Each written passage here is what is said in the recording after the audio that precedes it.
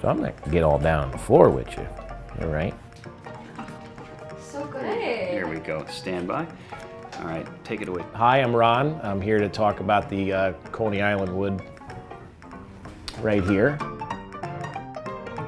Well, one, the history is unparalleled, right? People from all over the world visited it.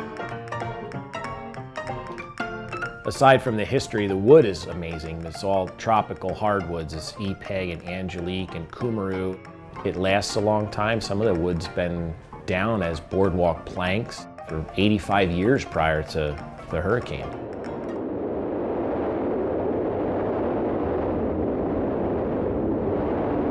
The reason the hurricane was able to move the boardwalk was because it wasn't bolted down to the concrete pilings. It's so heavy that when they built it, they said, look, nothing's ever going to move this, right? So for decades, they drove ambulances on this, all that stuff. But that's why it was able to be moved, because finally Mother Nature and the ocean and all that finally created enough force to move it.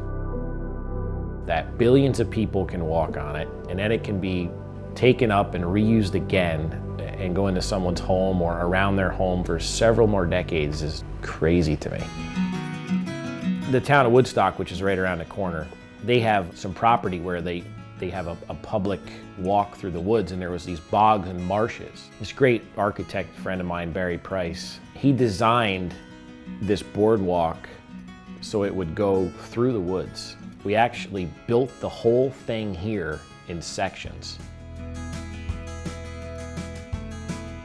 Sounds funny and holistic or religious or superstitious, but you're redeeming the wood in a way, and you're giving it a second life and a second chance instead of being discarded. There's not just an end to it and nothing more. It's beautiful stuff, and it looks beautiful like this because I have good people working for me that know what they're doing, and they know how to take these crazy things that I bring to the table, and they know how to make something pretty out of it.